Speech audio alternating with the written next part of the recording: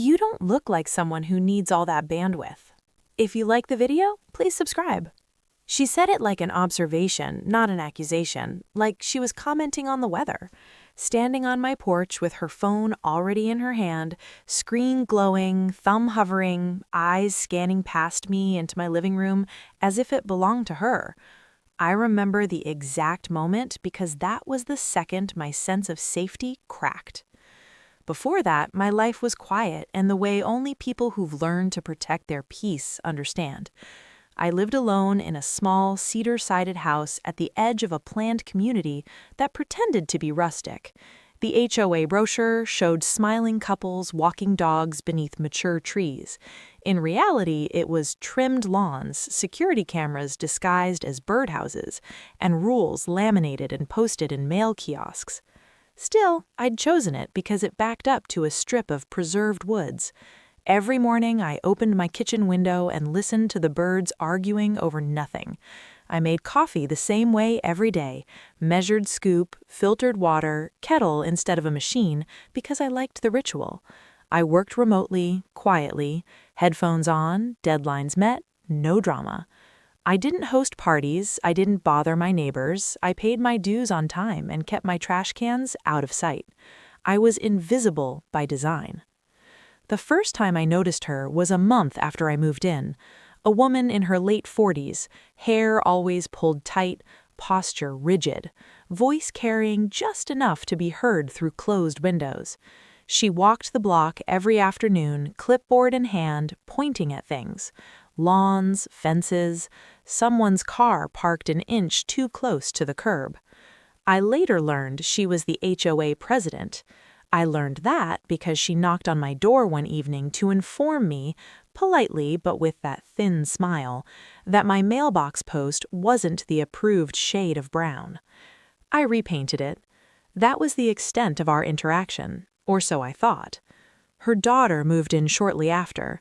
Early 20s, loud car, louder friends, the kind of person who treated shared space like a backdrop for content.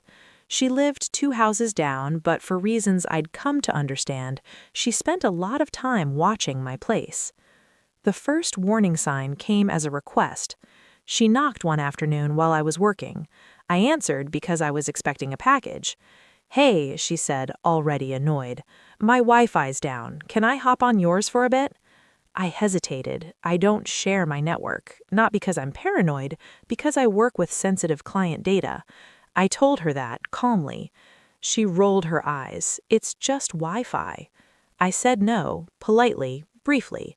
She stood there a beat too long, looked past me again, then smiled in a way that felt rehearsed. "Okay," she said, "just thought I'd ask." That night, my internet went down for 15 minutes. The next day, there was a note on my door from the HOA about unregistered network interference. Vague, unsigned. I called the HOA office. No one returned my message. Then came the second knock. Same porch, same stance, different tone. "You're really going to make this a thing?" she asked. "I already answered," I said. She sighed dramatically, like I'd disappointed her. "My mom says you're being unneighborly." That was when I realized this wasn't about Wi-Fi. It was about control. When the police showed up 2 nights later, lights washing my living room in red and blue, I didn't feel fear at first. I felt insulted. The officer said they'd received a call about suspicious online activity and possible illegal streaming. I invited them in, offered them water, showed them my work credentials, my router logs, my spotless record. They left apologetic. But as they pulled away, I saw her daughter standing in her driveway, phone raised, recording, smiling. And I understood. This wasn't a misunderstanding. This was intentional. Once someone decides you're a problem, they don't stop at one call. They escalate. The HOA notices things they didn't before. My grass was suddenly borderline. My outdoor light was too bright. My trash can lid once sat open for an hour after pickup, and I received a warning notice with a time-stamped photo. I responded to every notice the same way: documented, polite, compliant. I started keeping records. because that's what you do when quiet people are pushed. They observe. The daughter began telling neighbors I was creepy, that I monitored her online, that I was hoarding bandwidth. It sounds ridiculous until you realize how fast rumors travel when they're whispered with authority behind them. People stopped waving. Someone moved their dog to the other side of the street when they saw me. The HOA president, her mother, called a special meeting about community resource misuse. My name wasn't mentioned, but everyone knew. I attended, sat in the back, took notes. When I tried to speak, I was told public comment was closed. Afterward, someone slipped a flyer into my mailbox advertising a neighborhood watch app. That's when I installed cameras. Not to spy, to protect myself. I positioned them legally, clearly visible. I kept the footage backed up off-site. I saved emails, recorded phone calls where allowed, logged every knock, every note, every interaction.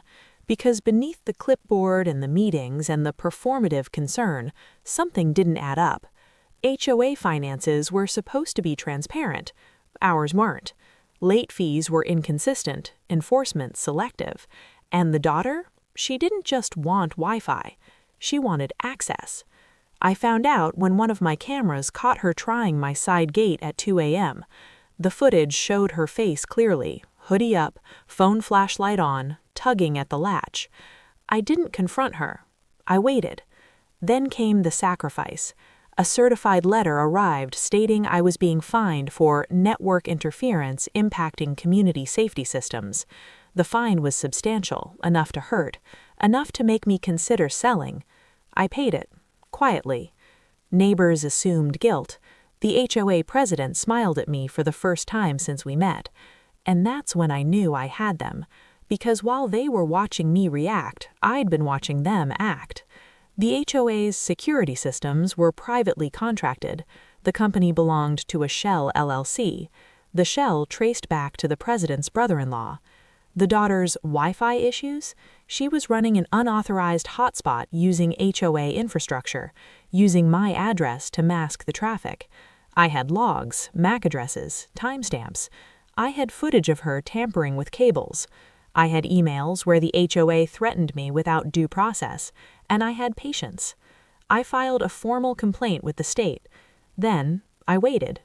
The meeting where it all came apart was standing room only. The state investigator asked questions calmly, methodically. The HOA president answered confidently, too confidently. She denied everything, blamed me, claimed harassment, claimed I was unstable. Then the investigator asked about the security contract. She hesitated. Just a second. Long enough. I submitted my evidence. The room went silent as footage played. Logs displayed, emails read aloud. The daughter stood up, shouting, accusing, threatening.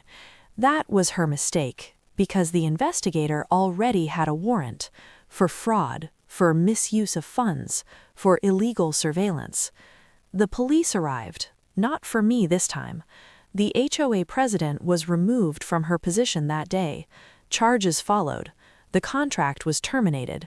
Restitution ordered. The daughter moved out within a month. The rumors stopped. Neighbors waved again. My internet stayed on. These days, my life is quiet again. The birds still argue in the morning. I still make my coffee the same way. But I lock my gate now. Not because I'm afraid. Because I learned something. Dignity isn't loud. Justice isn't fast.